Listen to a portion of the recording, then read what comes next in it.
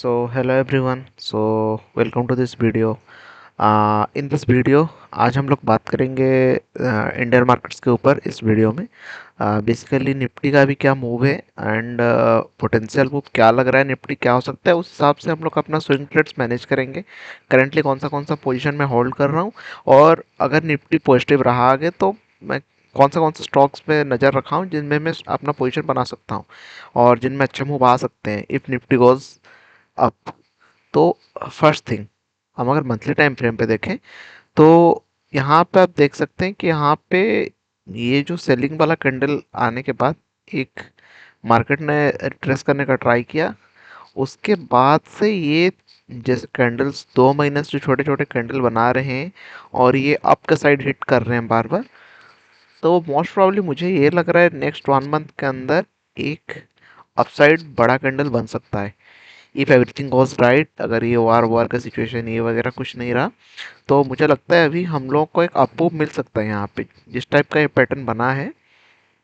अगर इसको वीकली में भी देखें, ये सेलिंग आने के बाद यहाँ से जाके एक बार इस लेवल को हिट किया, फिर नीचे आने के बाद फिर से इस लेवल को हिट किया और अभी फिर हल्का सेलिंग आया। अगर ये सेलिंग फिर यहाँ से, अगर यहाँ से बाइंग हैपन होता है और समथिंग इस लेवल के आसपास जाता है, 24,300 के आसपास जाता है, तो मैं थोड़ा कॉन्फिडेंट रहूँगा कि ये मार्केट ये वाला लेवल 24,500 को ब्रेक करके फिर 25,000 के आसपास या थोड़ा ऊपर यहाँ से जा सकता है। तो बेसिकली हमारा यही सिंपल लॉजिक यही है इस वीडियो का कि यहाँ पे जो मार्केट टाइम स्पेंड कर रहा है, अगर ये थोड़ा जैसा भी 23,995 यहाँ पे मतलब समझ लीजिए 24,000 के आसपास है, तो जैसे मार्केट में अगर हमको और 200 या 300 पॉइंट का मूव मिलता है, लाइक 24,250 और 24,300 के आसपास मार्केट आता है इस लेवल तक, तो हमको लगता है कि ऊपर और एक मूव हो सकता है। ठीक है, अगर हम लेवल्स दिखाएं यहाँ पे जो कि मैं करंटली ड्रॉ किया हूँ, तो ये तो क्लियर है कि यहाँ से मतलब यहाँ से जाएगा तो यहाँ पे रेजिस्टेंस मिलेगा, क्योंकि लास्ट टाइम में यहाँ से सेलिंग हुआ था, उसके बाद आया फिर भी यहाँ से सेलिंग हुआ। और यहाँ पे जो ये लेवल है, ये मेरा ये 24,261 का लेवल इसलिए ड्रॉ किया हूँ कि मार्केट इस लेवल के आसपास आएगा तभी जाके मैं बुलिश होऊंगा। और जैसे मार्केट 24,300 के आसपास आएगा, मैं जो भी स्टॉक्स अपना रडार पे रखा हूँ कि इनमें मैं आपके लिए पोजीशन बनाऊंगा, मतलब लॉन्ग के लिए पोजीशन बनाऊंगा, तो मैं तभी पोजीशन बनाऊंगा जब मार्केट 24,200 या 300 एटलीस्ट क्रॉस करेगा। तो ये रेड लाइन मेरा सिंपली वही स्पेसिफाई कर रहा है। एंड ये तो हो गया कि ये वाला जो लेवल है कि यहाँ से रेजिस्टेंस है, पर अगर यहाँ से ब्रेक करता है तो फिर मे बी इसको भी ये टैकल कर लेगा। तीसरी चीज़ ये रहा कि जैसे कि मार्केट यहाँ से ब्रेक करके नीचे आया था, पूरा गैप डाउन हुआ था, पर यहाँ से अच्छा खासा सपोर्ट मिला। जो लास्ट टाइम गैप बना था यहीं पे आके ये अपना सपोर्ट लिया। सपोर्ट लेने के बाद आज फिर गैप अप हुआ, और गैप अप होने के बाद भी अगर आप सोचेंगे कि कल के वाला कैंडल में जो भी बायर थे, आज इतना बड़ा गैप अप हुआ, उसके बाद भी प्रॉफिट बुकिंग उतना आया नहीं, फिर भी मार्केट अप जा रहा है। तो मुझे ये लग रहा है कि ये मार्केट में भी अभी अप जा सकता है, क्योंकि अगर ये वाले जो भी कल बाई किए थे वो आज अच्छा प्रॉफिट दिख रहा होगा उनको, बट स्टिल ये मार्केट आज ऊपर गया है। तो मे भी अगर स्लो एंड स्टेडी ये धीरे धीरे ऊपर जाता है और ये कुछ लेवल को 24,300 400 लेवल को ब्रेक करता है, यहाँ पे थोड़ा हल्का फुल्का टाइम स्पेंड करके बढ़िया से ब्रेकआउट देता है 24,500 को, तो मार्केट अच्छा ऊपर जाएगा। उसके साथ साथ हमको स्विंग में भी अच्छा पोजीशन मिल सकता है। इसको हम लोग और थोड़ा फाइन ट्यून करने के लिए 4 आवर एंड 1 आवर में भी देख लेते हैं। ये आप लोग देख सकते हैं कि 1, 2, 3, 4 बार इस लेवल को टेस्ट किया था, तो उसके बाद ही नीचे घुस गया था। बट ये लास्ट टाइम का जो भी गैप बना था यहाँ से ही आके ये फिर से अप मूव ले लिया और अभी ये वाला लेवल पे पड़ा है। ये वाला लेवल आप 1 आवर पे क्लियरली देख पाएंगे। ये वाला लेवल से भी मार्केट मल्टीपल टाइम 1, 2, 3, 4 चार बार इस लेवल से सपोर्ट लिया था। पांचवी बार जब आया तब मार्केट यहाँ से गिर गया, तो मे भी हो सकता है ये लेवल छोटा मोटा रेजिस्टेंस का जैसे काम करे। अगर कल फ्लैट ओपन होता है तो मे भी यहाँ से थोड़ा टाइम स्पेंड करे फिर ऊपर जाए, या फिर अगर हल्का सा गैप अप हुए तो आके यहीं से सपोर्ट लेके ऊपर जा सकता है, हो सकता है। पर मैं एक्सपेक्ट कर रहा हूँ ज़्यादा कल गैप डाउन ना खुले। अगर इनकेस कल ज़्यादा बड़ा गैप डाउन खुल जाता है, जैसे 23,800 इन सब लेवल के आसपास खुल जाता है, तो यहाँ पे जो बायर्स कल के थे जो आज के बायर्स हैं उनका तो ऐसा लग जाएगा, और जो भी कल के बायर्स भी थे तो वो थोड़ा पैनिक मोड में आ जाएगा, तो मे बी फिर से मार्केट नीचे आ जा सकता है। तो अगर ज़्यादा बड़ा गैप डाउन नहीं खुला तो हम होपफुल रहेंगे कि मार्केट स्लो एंड स्टेडी ऊपर जा सकता है। तो सिंपल सा आइडिया यही है कि हमको यही देखना है कि मार्केट 24,000 टच कर लिया है, अभी 24,200 300 लेवल जैसे ही क्रॉस करेगा तो हमको धीरे धीरे पोजीशन बनाना है अपने स्विंग में। और अभी करेंटली मैं स्विंग में अपना कौन सा पोजीशन होल्ड कर रहा हूँ अगर आप लोगों को दिखाऊं, तो फर्स्ट तो ये निभामा वेल्थ, जो मैं आई थिंक ये मैं होल्ड कर रहा हूँ 24 जून से, 1 मंथ हो गया पर। या तो सिंपल यही था, कप टाइप का पैटर्न बनाया था। यहाँ पे ब्रेक किया, ब्रेक करने के बाद मैं एंट्री नहीं ले पाया था। फिर यहाँ पे जब टाइम स्पेंड कर रहा था बहुत टाइम, तो यहाँ पे मैं एक एंट्री लिया था छोटा सा एसएल देके। और आप देख पा रहे होंगे मेरा रिस्क रिवॉर्ड 5.6 है। मैं जनरली बड़ा रिस्क रिवॉर्ड रखता हूँ, भले ही मेरा स्टॉप लॉस एक दो लग जाए, पर जब प्रॉफिट मिले तो बड़ा मिलेगा। तो इस हिसाब से मार्केट अच्छा खासा मूव गया था, पर यहाँ से थोड़ा डगमगा रहा है। बट मैं अपना स्टॉप लॉस का भी ट्रेल कर दिया हूँ यहाँ पे, ताकि मैं अगर निकलूँ भी तो नेट टू नेट से थोड़ा ऊपर ही निकलूँगा। ये फर्स्ट मेरा है।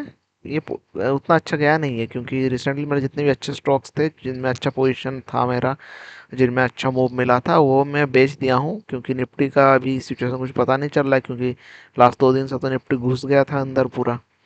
यहाँ से अच्छा सेलिंग आ रहा था, सेलिंग आ रहा था बार बार, तो मेरा अच्छा पोजीशन मैं सारा निकाल दिया हूँ। और जिनमें अच्छा कुछ रिटर्न आया नहीं था वो ही मैं होल्ड कर रहा हूँ।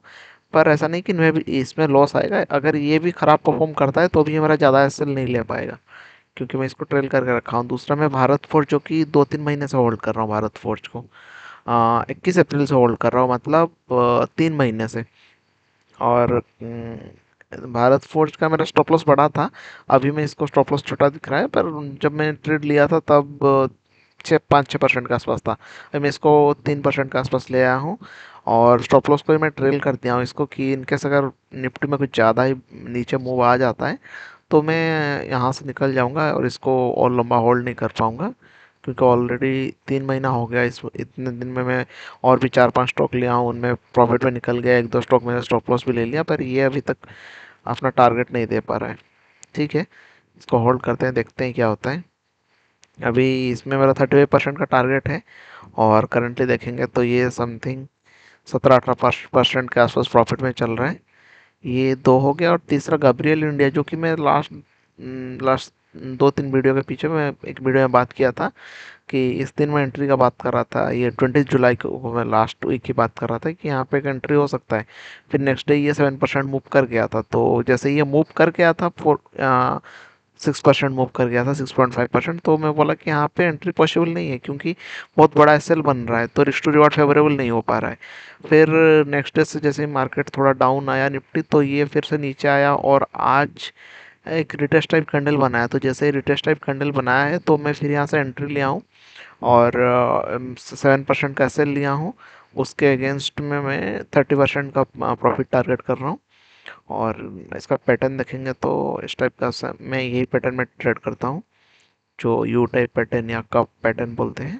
ठीक है, ज़्यादा दिन का है नहीं ये वैसे, 8-9 महीने का ही कंसोलिडेशन है, या फिर जो भी इसको आप बोलेंगे, ये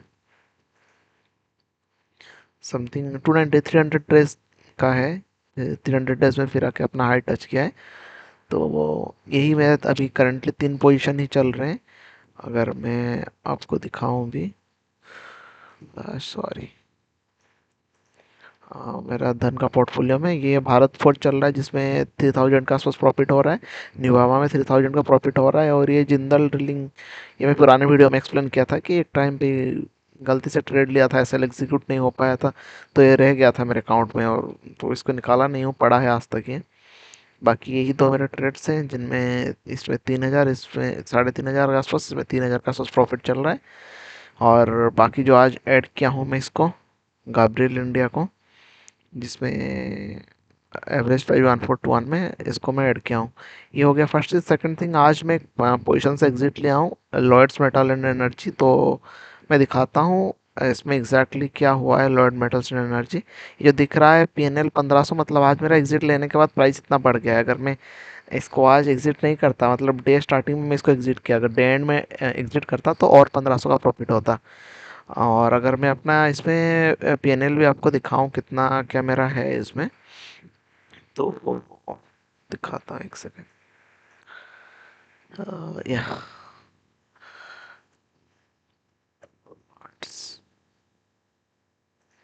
लॉर्ड्स मेटल में या हाँ, लॉर्ड्स मेटल में इस टाइप का ट्रेड था।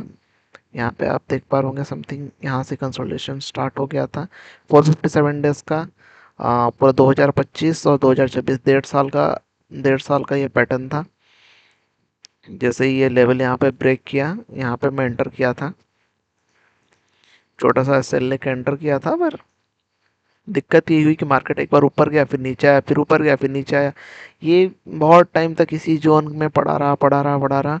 और धीरे धीरे जैसे ही उसको ब्रेक करके ऊपर गया, तो आज के डे स्टार्टिंग में, मतलब यहीं पे 1960 तो नहीं, 1970-80 के आसपास कुछ में अपना पोजीशन को स्क्वायर अप किया हूँ। और जैसे यहाँ देख रहा हूँ, मैं 1600 के आसपास खरीदा था इसको, और 2000 के आसपास बेचा हूँ इसको। ऑलमोस्ट 20-21% प्रॉफिट में बेचा हूँ। अगर मैं आपको धन का प्रोफाइल भी दिखाऊं, तो लॉर्ड्स मेटल को मैं आज एवरेज प्राइस 1939 से 1939 में बेचा हूँ। और इसका बाइंग लेवल था मेरा, दिखाऊं तो हाँ, तो यहाँ पे मैं आपको दिखा देता हूँ कि ये मेरा जर्नल है। यहाँ पे मैं लॉर्ड्स मेटल एनर्जी 21 अप्रैल को बाई किया था। 20 क्वांटिटीज बाई किया था 1650 के प्राइस पे। ठीक है, फर्स्ट थिंग ये हो गया। और जैसे मेरा सेल का प्राइस मैं दिखा दिया आप लोगों को, इसलिए धन पे पता नहीं चलता कहाँ पे क्या है। हम्म, और ऑर्डर पे मैं दिखा दिया आज का मेरा, इसको मैं 1939 पे बेचा। ठीक है, तो यही है, 1939 पे बेचा, मतलब 19, ये 37-39, और 1650 पे बाई किया हूँ। तो 17% के आसपास प्रॉफिट हुआ मेरा। ठीक है, और एग्जैक्ट अमाउंट बताऊँ तो मैं 20 क्वांटिटी ट्रेड किया था। तो उस हिसाब से मैं अपना जर्नल दिखा दूँ आपको, तो भैया कहाँ गया, लॉर्ड्स मेटल एनर्जी, हाँ, इसमें 5700 के आसपास मेरा प्रॉफिट हुआ है। और मेरा सिंपल टारगेट रहता है हर ट्रेड में, मैं 2000 के आसपास स्टॉप लॉस रखता हूँ। उसके अगेंस्ट में 1:2, 1:3, 1:4 का टारगेट रखता हूँ। तो जनरली 4000, 5000 इसके आसपास मेरे प्रॉफिट्स रहते हैं। तो लॉयड्स मेटल एनर्जी में मेरा 5700 के आसपास रहा। अगर डैंड तक रहता तो 6500 के आसपास मेरा प्रॉफिट हो जाता आज। पर मैं अर्ली एग्जिट ले लिया, क्योंकि मुझे निफ्टी थोड़ा ठीक नहीं लग रहा था। मुझे लग रहा था आज अगर प्रॉफिट बुकिंग आ जाएगा तो दिक्कत हो जाएगा। ठीक है, ये मेरा जर्नल था। देन बाकी ये है अभी मेरा पोजीशन। नेक्स्ट मैं बताऊं कि अगर निफ्टी स्ट्रांग रहा तो हम लोग कहाँ कहाँ पे पोजीशन बना सकते हैं। जो जो स्टॉक्स में थोड़ा देखा हूँ जिनमें हम पोजीशन बना सकते हैं। फर्स्ट स्टॉक ये कैफीन पॉइंट लेबोरेटरीज। ठीक है, मार्केट अप जाने के बाद अच्छा खासा टाइम स्पेंड किया है, एक नीचे भी आया था, फिर उसका तुरंत रिवर्सल गया है। और अगर मार्केट अच्छा मूव करता है उसके बाद ये ब्रेक करता है, तो इसमें मैं इंटरेस्टेड रहूँगा फर्स्ट। सेकंड न्यूलैंड लेबोरेटरीज, यहाँ अच्छा दिख रहा है, बट ये भी नहीं, ये भी नहीं। सन फार्मा अच्छा दिख रहा है। और सन फार्मा में तो मेरे हिसाब से इंट्राडे में भी ट्रेड बन सकता है, क्योंकि अगर कल फ्लैट ओपनिंग होता है यहाँ से, तो अगर निफ्टी अच्छा खासा अप रहता है तो यहाँ से अपसाइड का एक प्लान कर सकते हैं। और बाकी भी इसमें पैटर्न बहुत अच्छा दिख रहा है। यहाँ कहीं 1930 के आसपास का एसएल लगा के 1970 1980 के आसपास, मतलब 40-50 रुपये का एसएल रहेगा, उसके अगेंस्ट 1:2 1:3 का टारगेट रख के हम लोग सन फार्मा को प्लान कर सकते हैं। Aurobindo pharma is also looking good. लंबे टाइम फ्रेम का पैटर्न ब्रेक कर रहा है, जैसे ही यहाँ तो नहीं, जैसे इस लेवल के आसपास ब्रेक करेगा तो पोजीशन बन सकता है। पर मैं सबसे ज़्यादा इंटरेस्टेड सन फार्मा और कैफलिन पॉइंट लेबोरेटरीज पे रहूँगा। फिर एआई इंजीनियरिंग, ये भी अच्छा है। अगर ये यहाँ तक आ जाता है तो पोजीशन बन जाएगा 5100 के आसपास।